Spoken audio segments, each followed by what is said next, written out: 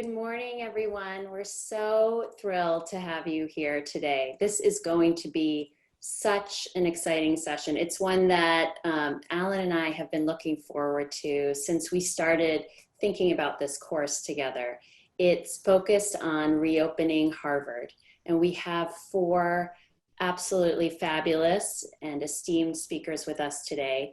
So we'll be launching in just a minute. We have a few small pieces of details we just want to address. We'll do a quick poll and then we'll hand it over to our speakers. So first and foremost, I think all the sections have now been assigned and announced, and your teaching fellows will be reaching out to you this week to discuss the plan for your session. So we're thrilled that everyone now has a section. If you have any questions at all, please don't hesitate to reach out to any of us. We also wanted to address an important question that was raised in the Q&A section of the call last week about representation. And we really want to thank you and welcome this conversation. We really feel this is a critical space to have this. And Alan and I are going to be holding a special optional open forum for you all this week on Friday at 11 a.m. for those of you who are free to come and join us. We'd love to have a conversation about this. Diversity and inclusion is critically important, and we want to do everything in our power to be mindful of that.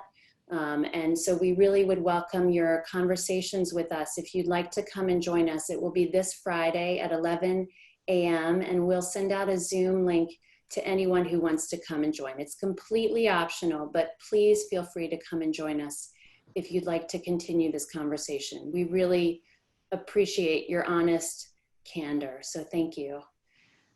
On that note, we're going to move now into an opportunity to hear from your voices via a poll that we're going to put up on the screen. We have two questions that we think will segue so nicely into our conversation today.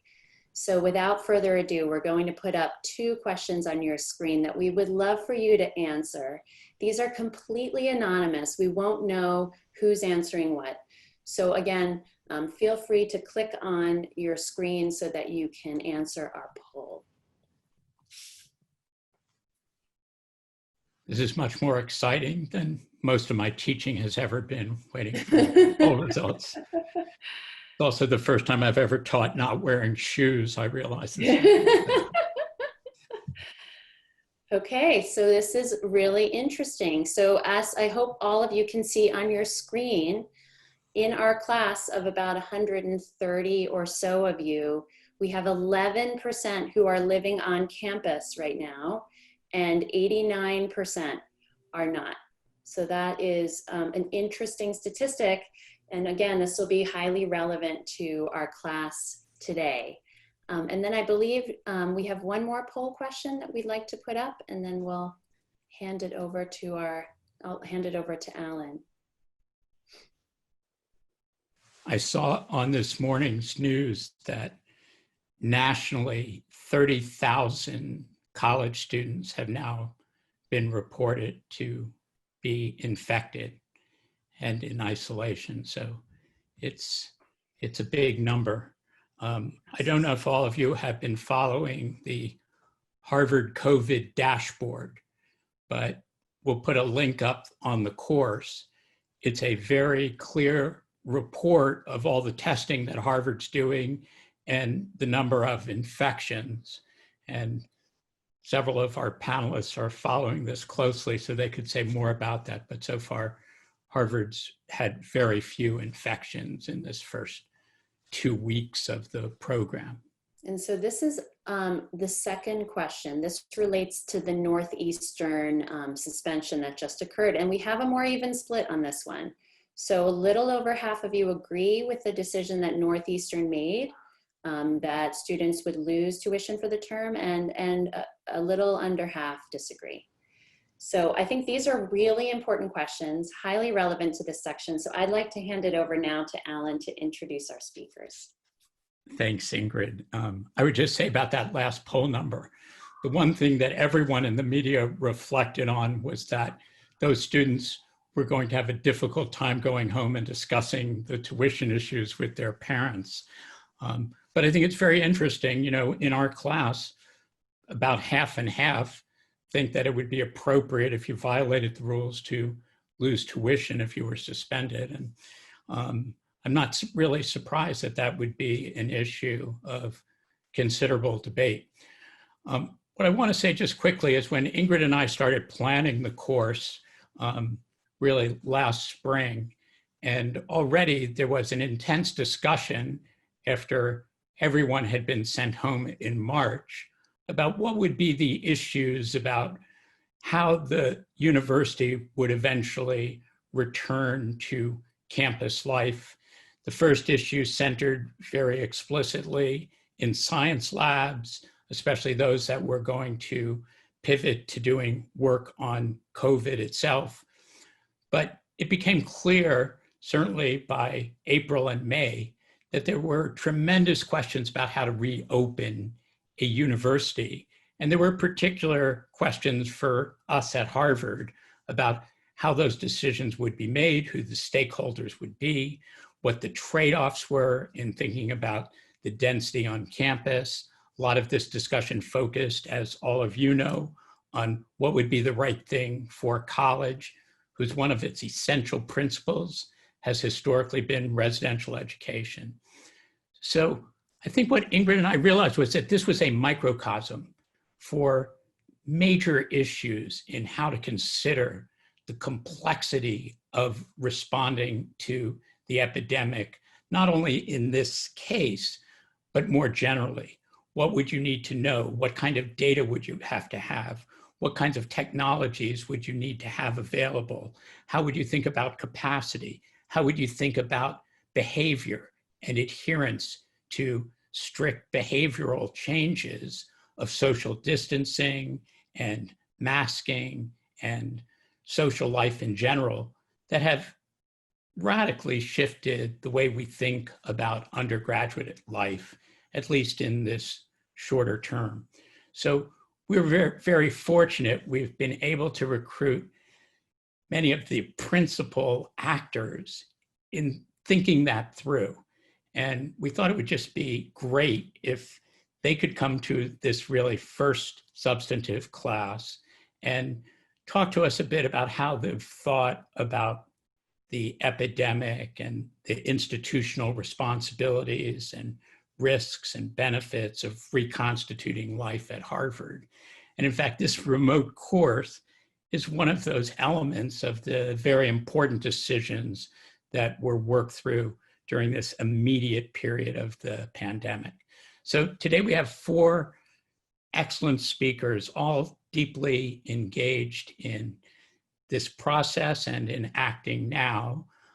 We have Provost Garber, who has a remarkable portfolio of work at Harvard, but he oversees all of the university's academic programs, its research, all of our interfaculty programs. He's trained in both medicine and economics. His work is at the center of health policy. So he really combined all the attributes that one would want in a leader at a critical time like this. Then we'll hear from Dr. John Nguyen, who made the decision to come to Harvard in the minutes before the start of the pandemic, and has tremendous experience in university health services at University of Pennsylvania, was very aggressively recruited to come here, but I don't think he could have imagined what he was coming into. We'll also hear from Dean Christopher Stubbs. Dean Stubbs had tremendous responsibilities for thinking through in Faculty of Arts and Sciences, and especially the college, what the issues would be. And he's a distinguished physicist. One quick thing is Isaac Newton left Cambridge, England in 1665, made his most prominent discoveries of laws of motion and gravity when he was absented from Cambridge University, England in 1665, 1666 for the plague. Our last speaker will be Dr. Stephanie Pinder-Amaker. And Dr. Pinder-Amaker has been a national leader in thinking about college health services, but especially college mental health services and serving the needs of student populations, thinking about how to serve them better. She consults with hundreds of colleges and universities every year about how to meet the needs, especially of students who have marginalized identity or mental health issues that in some way become important during the course of their undergraduate life. And our panel was talking just before we started. These will be principal issues of our response to COVID-19 right now and really dramatically into the future. And the mental health repercussions of the pandemic are tremendous. So we really wanted to have Dr. Pinder-Amaker join this panel as well. So now I'll turn it over to Provost Garber. And the way these panels will be organized, each speaker will speak for about 6 to 8 minutes. And Ingrid and I may have a few questions, but then we're very eager for students to come forward with questions. You can raise your questions in the Q&A during the talks, but we also welcome you to come on camera with your questions when we're finished with our guest faculty. So Provost Garber, thanks so much for being here. Thank you, Ellen. Thank you, Ingrid, for inviting me to be here. To the students, I just have to say, having looked at the syllabus and seeing the speakers you have in the semester ahead, you're in for a tremendous treat. It is an incredible lineup, and kudos to Ellen and Ingrid for putting this together. I just want to say a little bit about the provost role, because this is an unusual time for all of us in all of our roles. I am a physician and an economist, and actually I've had an interest in infectious diseases going way back. My doctoral dissertation was about antibiotic resistance and how it spread. And I'd actually worked on policies toward pandemic control during my career as a faculty member. I just want to make one observation about this. The provost is, as Alan indicated, the chief academic officer of the university. And we're responsible for the academic activities of all of the schools, the interfaculty initiatives Alan mentioned, the library, the Harvard Art Museums, the affiliated institutions report to the provost. It so happens that there have been 5 provosts in modern times, starting in 1992. The last 3, including me, of the 5 have been physicians for some reason. I'm not entirely sure why, although it may have a little bit to do with the fact that there are around 12,000 faculty in the medical school.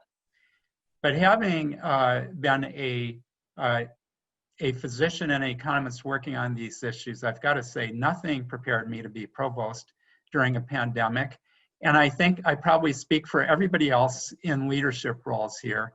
Even John, who is far and away the best prepared to have taken on this role. And the most stunning aspect of this experience has been something that Alan alluded to, and that is the tremendous talent and expertise in our community and the willingness to help. And I have to say, for all the bad that's happened, this has been one of the rays of light. The tremendous spirit of this community, and it's everybody. Students, staff, faculty, everybody's pitched in, and the help that we've gotten from the outside has been extraordinary as well. And I have to say that I believe we've done relatively well so far. And the reason we've done as well as we have is because of all the help that we've gotten, all of it given very freely. And that has been truly inspiring for me. Let me just see if I can handle the screen share adequately here.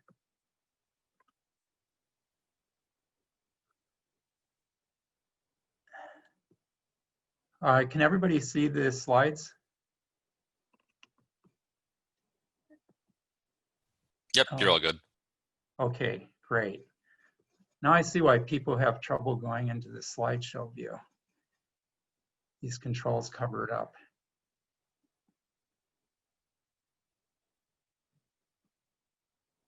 Okay, it worked. Great.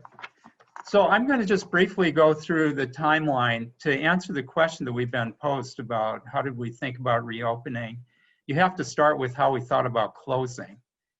And although reopening and closing are not mirror images of each other, you're looking at many of the same things. So if you look at to the left here, the first cases were widely reported in the beginning of January of this year, originating in the Hubei province of China. And the first reported US diagnosis of a case of COVID-19 was in January. Now let me just point out, all of us who read the newspapers knew this was going on. There had been two other recent epidemics caused by coronaviruses of major concern, SARS and MERS. MERS is Middle Eastern Respiratory Syndrome. They had very high fatality rates, but they didn't spread easily. And so they did not achieve quite a pandemic status. And these are all in the last 20 years. We were contacted, actually President Bacow was contacted at the end of January with from the chairman of a Chinese company that had been a donor to Harvard, asking us to work with the Chinese to come up with some solutions to this emerging pandemic. And they were connected with the physician who was leading the Chinese response to this outbreak. And we had our first meeting via teleconference on February 3rd. And I just want to emphasize this meeting because it brought together some of the top scientists and clinicians at Harvard with these top people at the Guangzhou Institute for Respiratory Health. And they were running back and forth between the conference room and the ICU because several of them were taking care of patients. We learned pretty much the broad outlines of what was going on from them in ways that had not yet been publicly reported. And I would just note a few things. First, for the people who got sick with this, they got very, very sick. And once they got to intensive care status, there were many puzzles about how best to treat them. They did not respond very well to conventional therapies. It was a very serious illness, and you would never confuse it with the routine seasonal flu.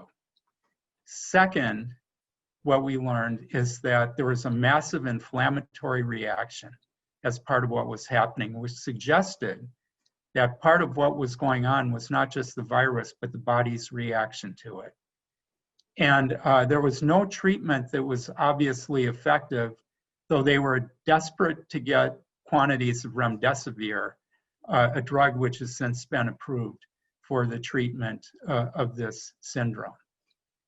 A third thing they pointed out to us, and it's really several things, was shortages existed in many areas critical to caring for these patients. One of them was, even though they had devised tests to detect infection with the virus, they rapidly ran out of the reagents, the chemicals needed to run the tests. They were pooling samples in order to stretch their supplies, but they had nowhere near enough testing capacity. They ran into shortages of everything you might need to care for these patients. And that included ventilators to assist them with their breathing. It included some medications, and it included personal protective equipment, gowns, face masks, booties, everything that you need to take care, to prevent the transmission of infection within hospital settings. They asked for our help in procuring supplies of all of this. But I just want to emphasize that we knew early on that if this came to the US, we were likely to face similar kinds of shortages. We ended up engaging in a collaboration with them. And it has been a very important and helpful collaboration, I believe. But had we not had that meeting with them, I don't think we would have understood the full gravity of this situation as early as we did, nor would we have been able to take some of the actions that we took, at least not as quickly. It didn't take long before the number of cases in the US exploded, and I just turned to this March 10th. We faced a number of decisions early on, and one of them was we were about to host the men's basketball Ivy League championships. Stephanie may have some memories of this. This was a very, very intense time. We were actually going in seeded number 2, and I think Yale was number 1. And I can't go into too many details because some of these conversations were confidential. But within the Ivy League, as you might imagine, there was considerable debate about whether to hold the tournament and about whether to hold spring sports generally. We looked at this and saw no disease yet at Harvard that we knew of. If it entered Harvard, it would have exponential growth.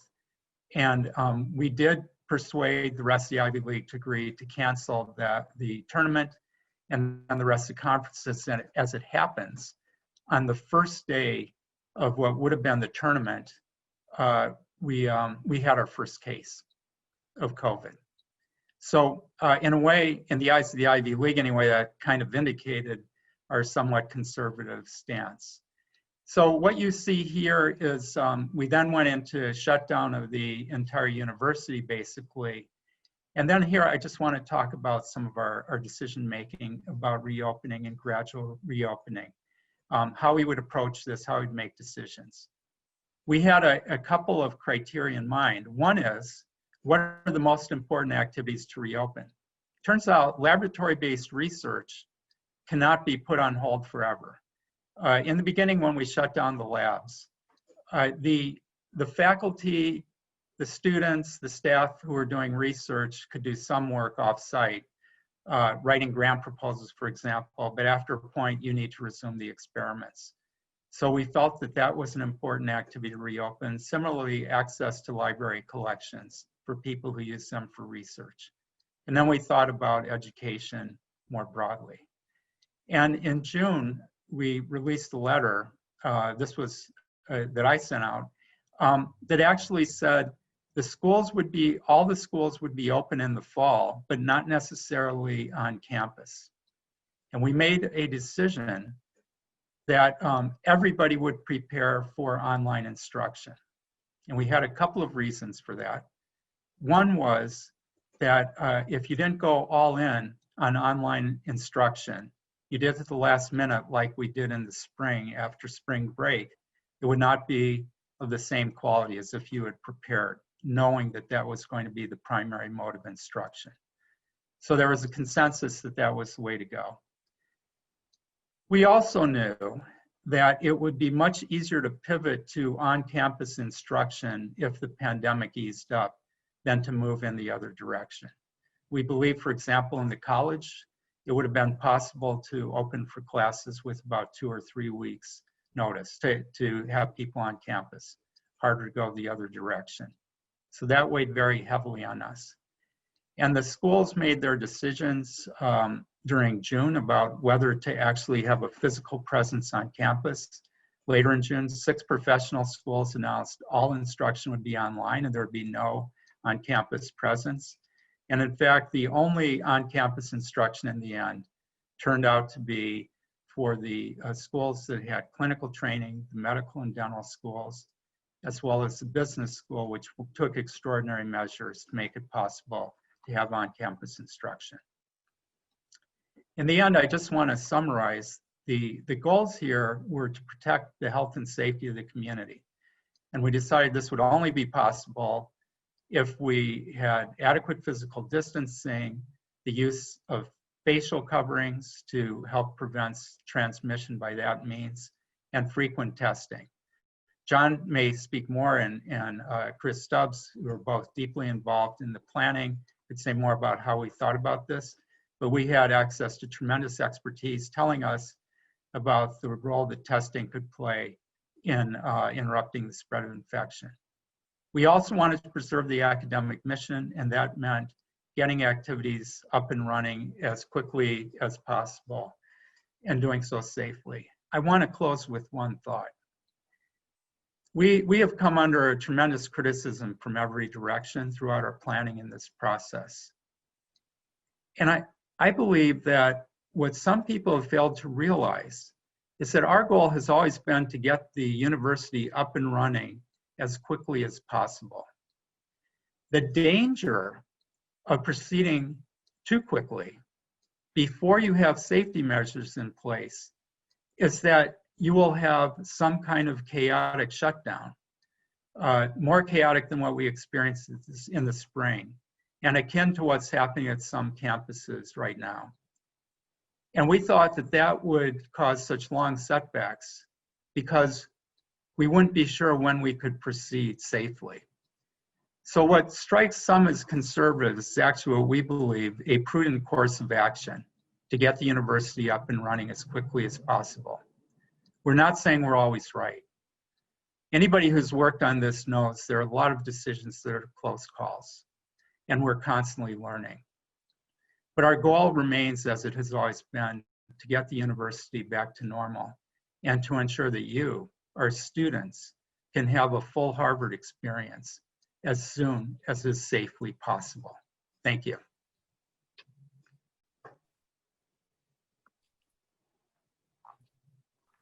Oh, you're muted.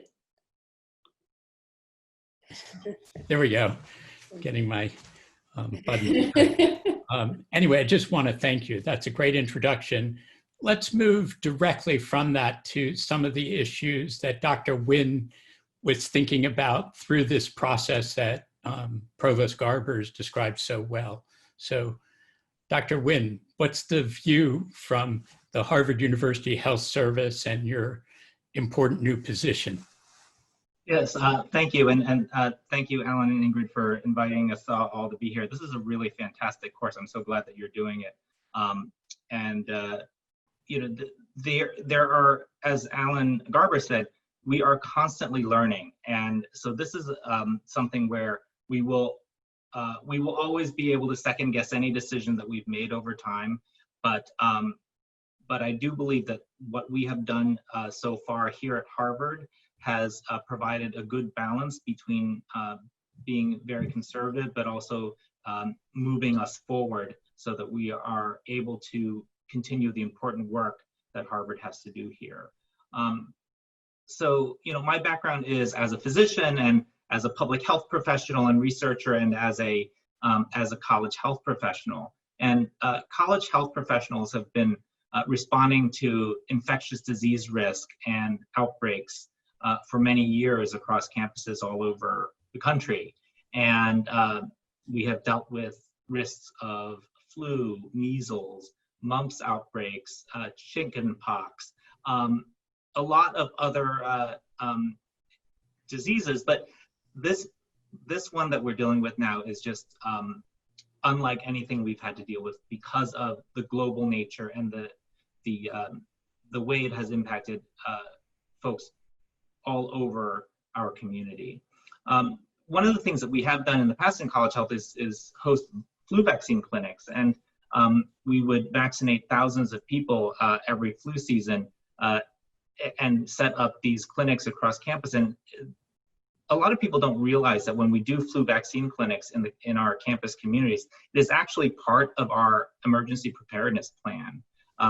By doing things like these flu vaccine clinics, we are practicing for any number of other events where we need to get our communities together, provide some type of service, and be able to move them through quickly and efficiently. And we've been able to apply those techniques in a modified way as we have reopened campus.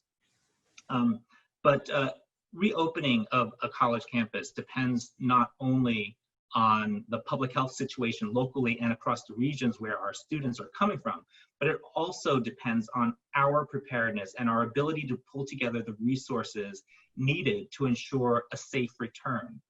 And since many of you are not on campus right now, I thought it would be valuable to review some of the elements of our plan, because if we were not able to confidently implement this, it is very unlikely that we would have moved forward with the decision to bring any students back to campus.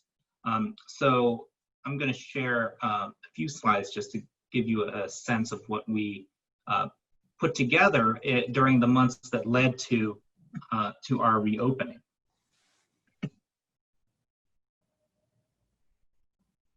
Hopefully I can get these slides to move. Okay, so folks who have been on campus have probably seen these signs around that are really emphasizing what we can do as individuals to keep ourselves healthy. But it's really not just signs that we have put together here. There have been so many other things we have done across campus to ensure safety. Physical distancing measures, moving furniture around so that people aren't sitting close to each other, removing furniture, implementing capacity limits for elevators, for buildings, for various rooms, reducing the density of our workforce, putting people together into shifts so that only a small number of people are working at a time, putting hand sanitizer dispensers all over the place, and then also addressing things like air quality. How quickly are we handling the air? How often does the air in a room get replaced in an hour? What kind of filter ratings are we using in the HVAC systems? And for places that don't have active air handling, do we have portable HEPA filters that might be placed there? I think you're going to be learning more about these things over time in this course, but all of this was in our consideration as we were thinking about how to reopen the campus safely. We also thought about being compliant with requirements from the Commonwealth. So, for example, Massachusetts requires that employers have their staff attest to whether or not they're having symptoms before they go to work. And so we quickly put together a web app that would allow individuals in our community to be able to answer some simple questions on a daily basis when they come in. And since we began this, which is this web app is called Crimson Clear, we've had over 220,000 attestations that folks have put together with over 15,000 unique users. And so that is a reminder for everyone during their workday and for students who are coming in to think about whether they have symptoms, and if they do, to stay home. And then we implemented viral testing 3 times a week for the residential community. That's basically people who live or work, or basically people who live in the dorms. And then twice a week for folks who are students or who work with students but don't live on campus. And then finally, once weekly for others who are coming to campus. And the way we came up with this was not just throwing darts into space. We really based our calculations on mathematical modeling that has been published in JAMA that looks at the risks that might come into play for a residential college community, and how can you prevent a serious outbreak from happening. You cannot prevent individual infections, but there are ways of preventing an uncontrolled outbreak. Even understanding that folks who are in that community might have incomplete adherence to masks, and occasionally there might be some infusion of a new infection into the community from time to time. And so all of these came into play. And so we began testing and started with the folks who returned to the laboratories in June, and then we continued to test moving forward. So since June, we have completed over 11,000 testing in over 11,000 unique individuals. And at the peak so far, we've submitted 2,500 tests in a single day. And so all of this has been being able to do this, and you can see the numbers earlier on were lower in terms of how many tests, but by doing this throughout June and July, it gave us the confidence to say that we can scale up and we can do this in a way that safely brings more people back to campus. we put together our first testing facility at the Harvard Stadium and tested thousands of people there and continue to test them. And then we added another one at the Longwood Medical Area. And we tried to take advantage of indoor-outdoor types of facilities so that we could have as much air exchange as possible. And then our flagship, I guess, at this point is the Science Center Plaza tent, which was the third one to open and really was able to build upon the things we learned at the other two facilities. And it was kind of exciting to see that our tent is visible on Google Maps. And so we moved forward by putting together a relationship with a company called Color, and they create our testing supplies with these fantastic kits that are used, and folks are able to swab their own noses, and then they are able to deposit them into these bins.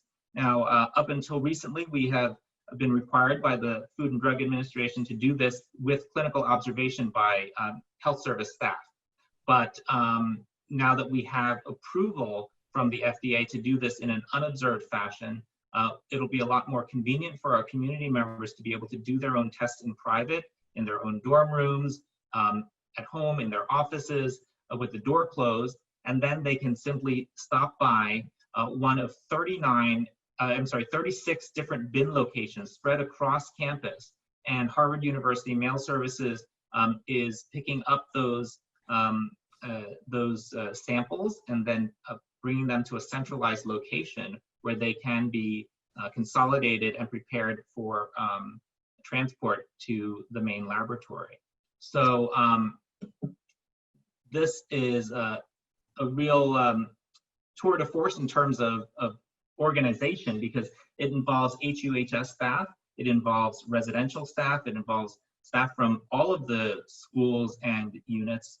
And then once the specimens are consolidated, they are transported to the Broad Institute, and then the Broad processes and sends results electronically, and all of the results are shared with the individuals who were tested electronically through color.com. And trying to put all of this together and making sure that it was seamless as possible required really hundreds of people from all over the university to be able to make it happen. And then what do you do with positive cases? We had to have something in place. The Commonwealth does have staff to do contact tracing, but knowing that there would be thousands of additional tests being done every day by universities like Harvard, we have a relationship with the health department where we are doing the contact tracing and communicating closely with the health department for this process. So what does contact tracing mean? Essentially, anyone who tests positive is considered a case, and we need to talk to them, make sure they know that they're positive, help them understand the implications of that, help them to comply with recommendations for isolating themselves from other people. And here in terms of the dorms, that means that students are moved to isolation quarters and they have their meals delivered to them. We also want to prevent infections that might have occurred already. So any close contacts who had interacted with the infected individuals are also identified through contact tracing, and they are encouraged to quarantine. And so all of this requires a lot of staffing, a lot of training, and we had to ramp this up very quickly, and we consistently work on making these processes even better as we move forward. So I presented all this just so that you can see that there are a lot of pieces to this puzzle. And again, if we hadn't felt very confident that we could put all of this in place, and there's a lot more that I didn't even bring up here, if we could not put all of that together and also ensure that we could monitor this very carefully over time, we would not have felt comfortable reopening. And it certainly helps having a provost who's a physician. And so Alan Garber has been a tremendous resource, but we've also brought on numerous medical and public health experts throughout this decision-making process. We pulled together our daily working groups back in January and started meeting with all of the key stakeholders across the university at that time to think about how we would respond. And then by February, we pulled together a medical expert advisory group that included folks from the State Department of Health, from local academia, from Harvard faculty, and that group was able to guide us. And then later on, the provost brought together a broader university coronavirus advisory group that also includes folks outside of medicine and public health as well. So all of this guidance has helped us to move forward and to make decisions in an informed way rather than purely reacting every time something shows up in the news. That's a really great presentation. I can't help but reflect that I wish the national response to COVID had been anywhere near as meticulous, thoughtful, ability to get capacity. And we're going to be returning to the issue of testing many times in the course, but capacity to test and get results seems like, you know, a central aspect of the university's approach to questions of having students and faculty and staff here on the campus. Let me turn to Dean Stubbs. I heard Dean Stubbs speak at a FAS faculty meeting early in the summer, and I was just so impressed with the range of questions that he and his group were taking on in terms of thinking through many of the really critical issues, especially for the college, but for the Cambridge campus in general. So Dean Stubbs, thanks. Yeah, thanks for having me, and hi everybody. So I am the Divisional Dean for the Sciences within the Faculty of Arts and Sciences, which is one of Harvard's many schools. And I think the reason I somehow got myself backed into this is as we shut down the science enterprise, and then I think equally importantly, reinvigorated it with more on-campus activity over the course of June and July, we were confronted with thinking about how do you safely bring people back to campus? And so within the sciences across the medical school, the School of Public Health, and within the Faculty of Arts and Sciences, we went through a very, I would say, thorough evaluative process that I think laid a good foundation for us in thinking about how to move forward with the mission of Harvard College in particular. So I'd like to salute Provost Garber, Dr. Nguyen, and all the colleagues across the Harvard enterprise who have, I think, brought us to a good point today as we talk about this issue. And it's been a real partnership across the entire enterprise. So thank you one and all. Let me give you the flavor of the kind of deliberative process that took place within Harvard College. And let me just say at the outset, two things.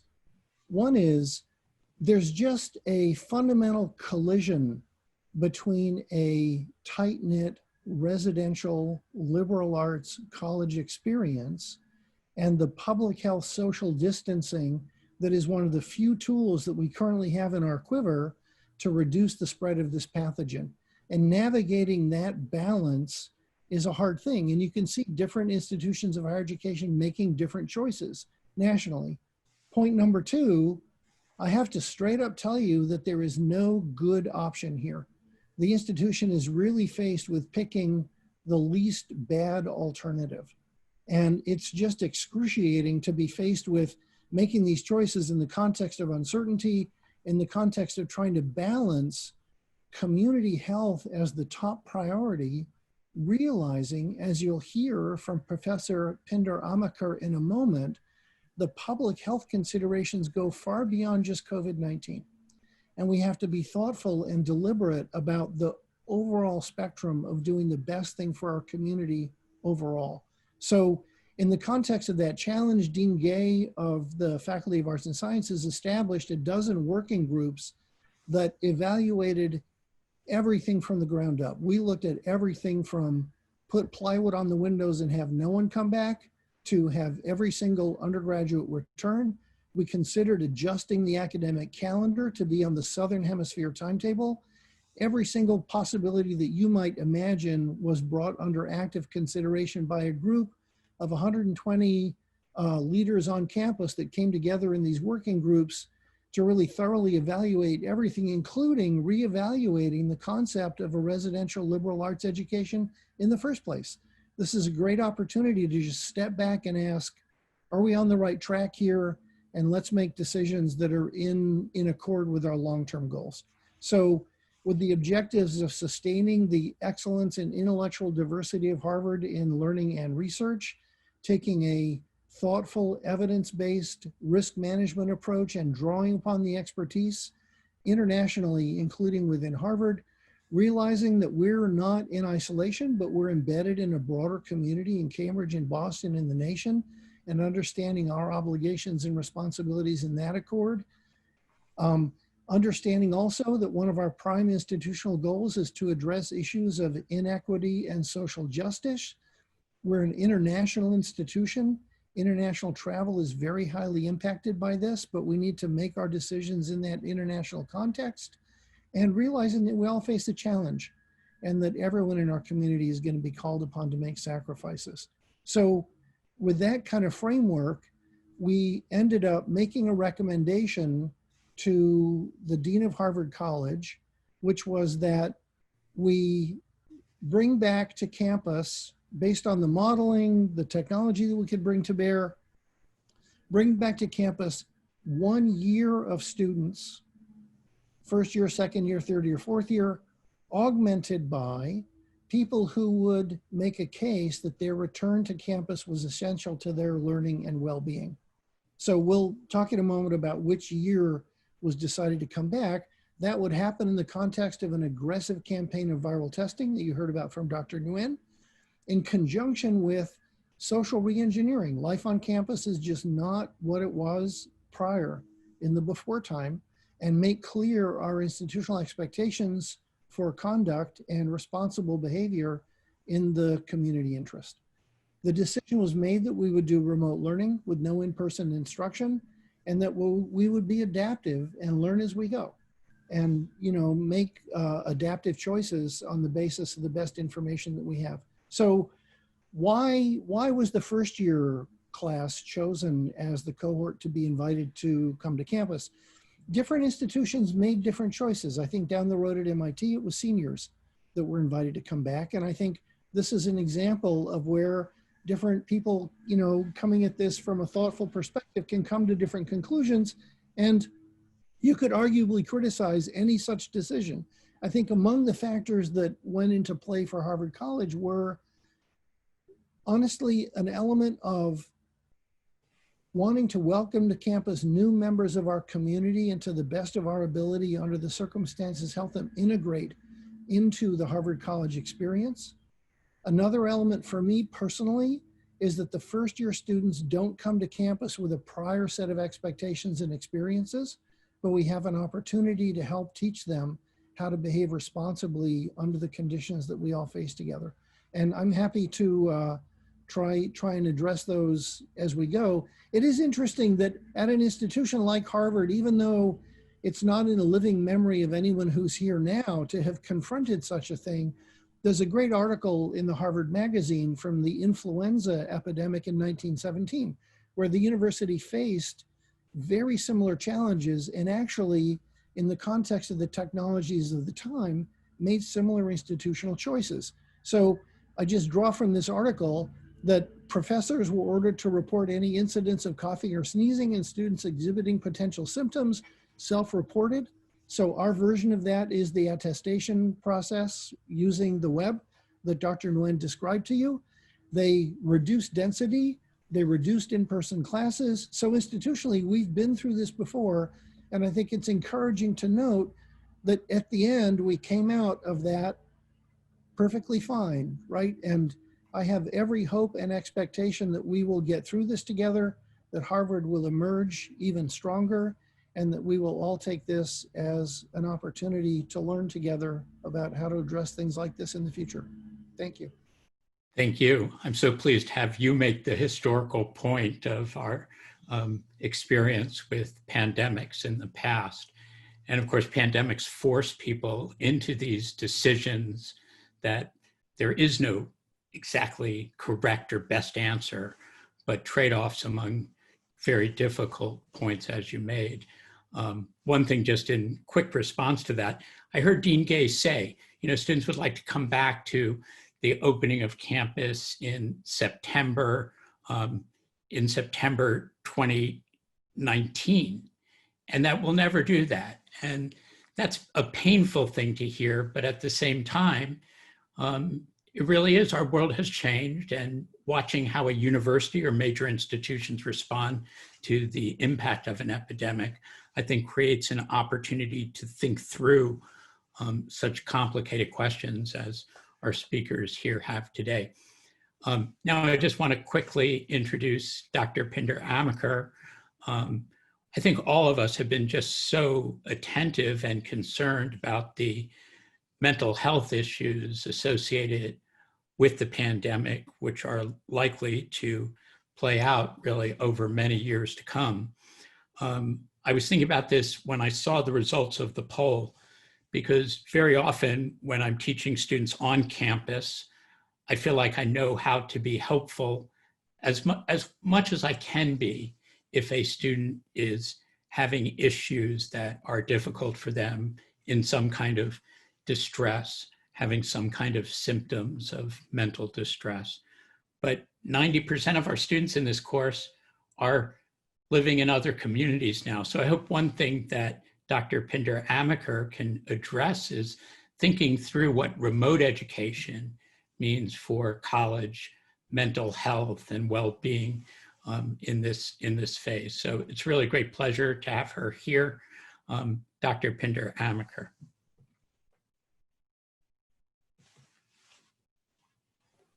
Thank you, Alan, and thank you, Ingrid, for inviting me. I am really honored to be a part of this panel today.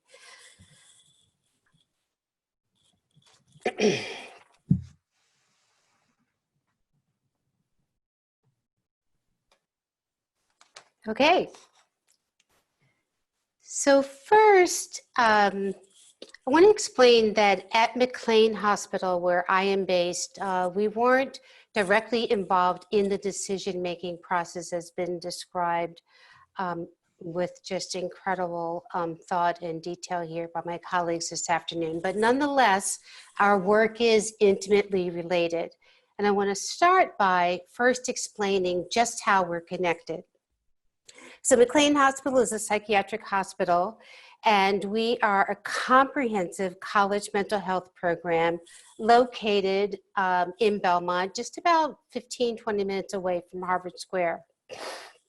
And we work with students each year from approximately 200 different institutions of higher education around the country.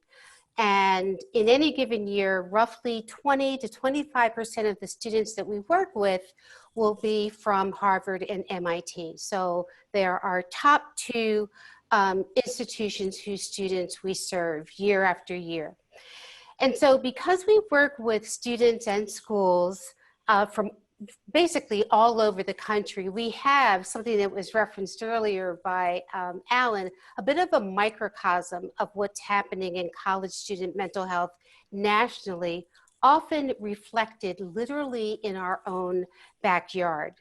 And so it's this statistic that really drives and informs and shapes the work that we do in these three domains. So we are involved in delivering student-focused treatment.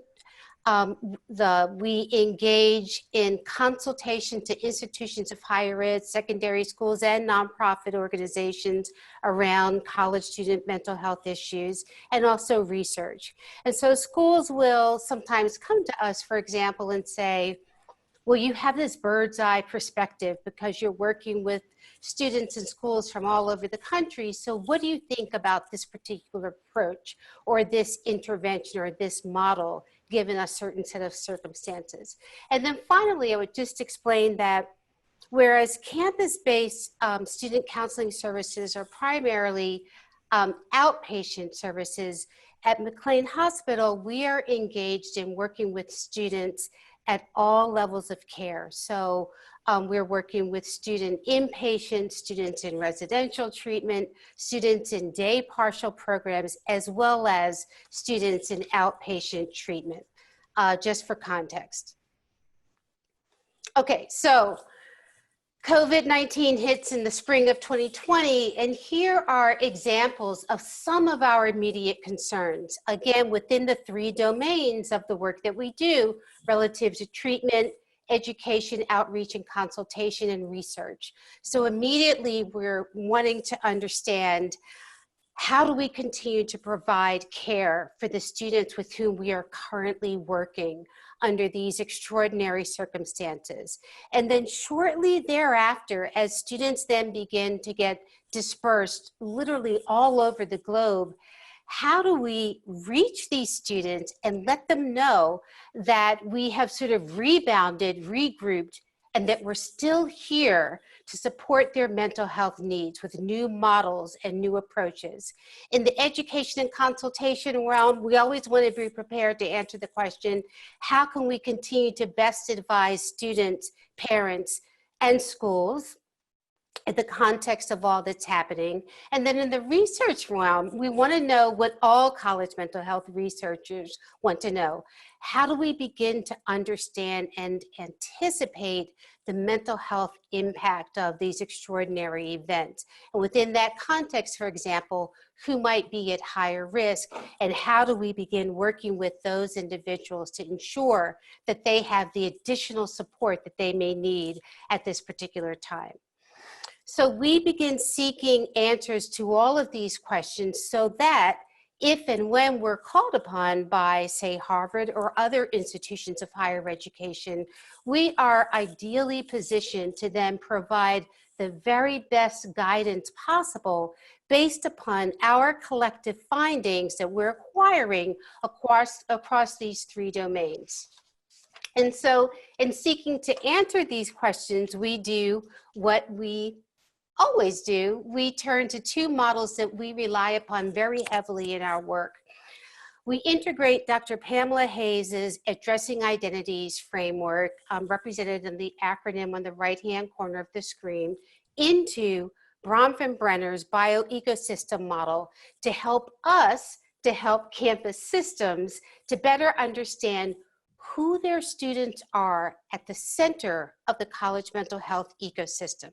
And we do this by looking through the lens of identity. So we know when a pandemic or other crises occur, that disparities will often increase, thereby widening the gaps that already exist. And we know that we must be proactive in anticipating and addressing these widening gaps. So we begin by scanning the relevant ecosystems and assess which student groups, again, based on social cultural identities, may be perhaps disproportionately and or uniquely impacted by these particular circumstances. And so the addressing acronym along the right hand of the screen then begins to direct us to important elements of social cultural identity that we can consider, such as age, disability, is there a pre-existing mental health condition, for example, and so forth. And as you peruse the elements of identity as captured here in the addressing model, just want to ask you to consider how many of these variables are implicated in the circumstances of the COVID-19 pandemic that you are aware of just based upon perhaps your own experiences or what you've been reading about in the media or even in the research literature. Okay, then we turn to our bioecosystems model applied to college student mental health. And we don't have time today to explore the model in its entirety, but suffice to say that the model reminds us that COVID-19 isn't happening in a vacuum. And so we use this model time and time again to help us to capture past, current, and future events impacting a student's sense of emotional well-being, sense of belonging. And again, we do this by looking through the lens of identity. So we might ask, what are some seminal events happening in the world now related to COVID, related to the pandemic, that might impact a student's sense of well-being, again, differentially based upon their identity. And we've got the pandemic itself, right? The related financial crisis, for sure. The well-documented and immediately seen rise in hate crimes targeting Asians and Asian Americans. We've got the highlighting, as we talked about earlier, an exacerbation of health and racial disparities. All of these things are also happening within a broader context, right? And that broader context includes a divided and contentious political climate that is having all kinds of unfortunate implications on how the pandemic is being responded to throughout our country in this particular instance. We have the deaths of George Floyd and Breonna Taylor. These are also important parts of the ecosystem and the experiences that our students are managing while navigating this unprecedented time.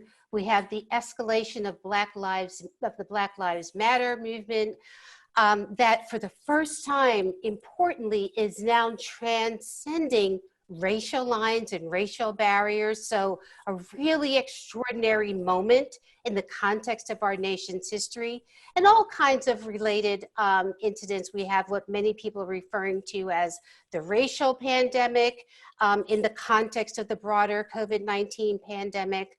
What we witnessed just recently with the really unprecedented but united sports walkout that occurred in professional sports of basketball, football, hockey, tennis, and so forth.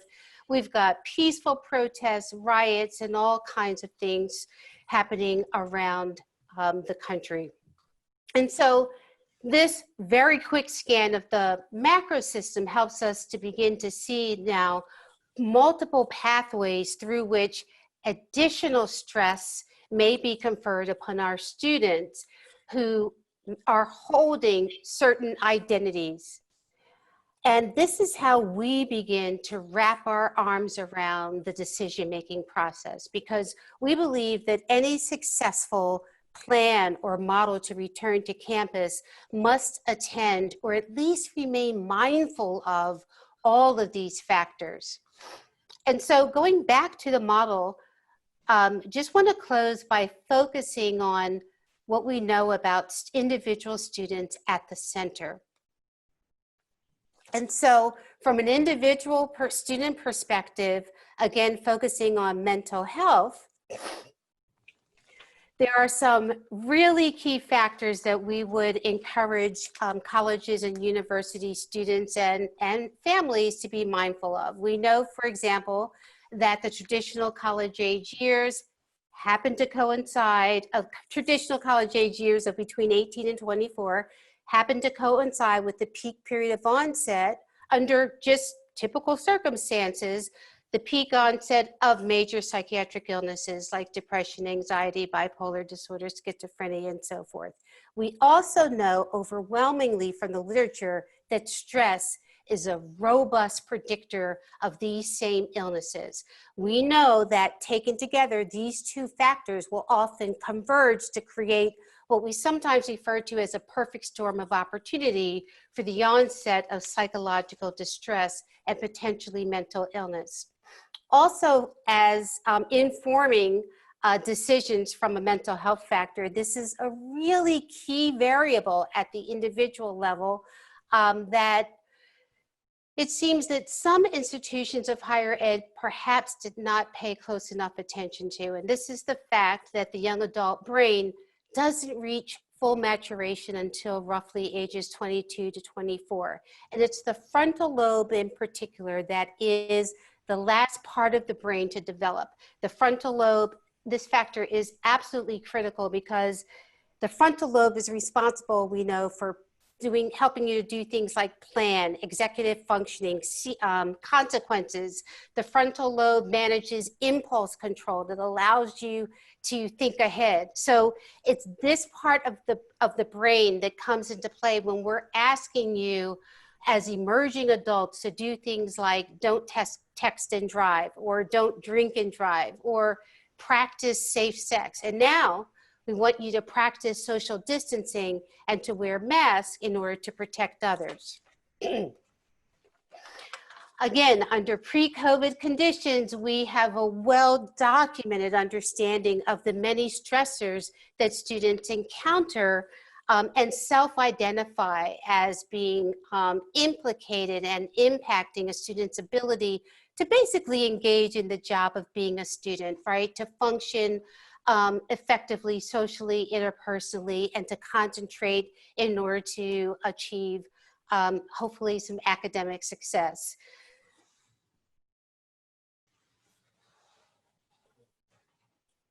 Where's my arrow? But in the context of COVID, we want to return to those typical expected stressors and pay closer attention now to individual student circumstances that, again, may be conferring additional stress on our students.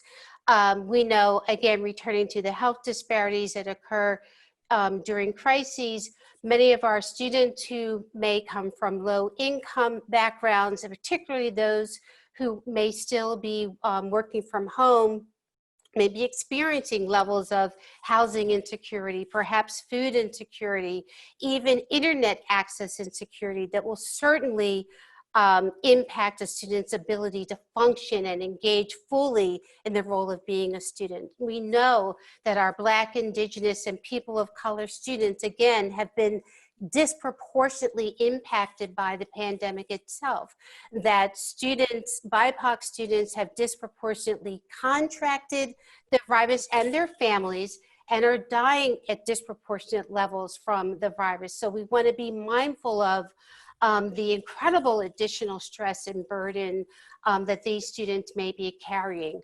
Again, returning to the increased level of violence against students of Asian descent, the inordinate stressors that we're aware of that are encountered by our international students. We also want to be mindful of the additional stressors that are involved in the process of being a student activist. We know that there are additional burdens and stressors when perhaps your student identity is at the center of a significant national or international crisis. And then in our work, we're also gathering and learning and feeding back to college campuses to be able to help to guide them more effectively what we're learning now about what the mental health impact was, for example, from this extraordinary experience of being forced to relocate, as many students were in the spring of 2020.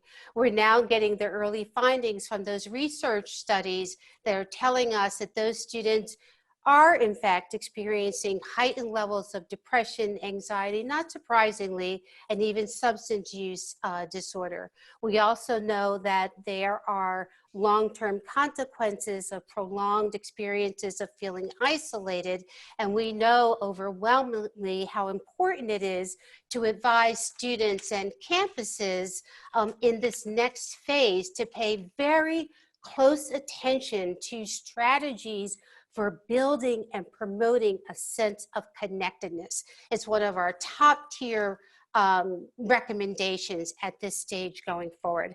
And I just want to summarize by saying that we believe from our perspective that carefully considering mental health, educational, and healthcare ecosystems through the lens of social cultural identities can facilitate a more thoughtful, systematic, and informed approach for identifying and targeting evolving student needs, right? Because they're going to continue to evolve through all of the stages of this experience.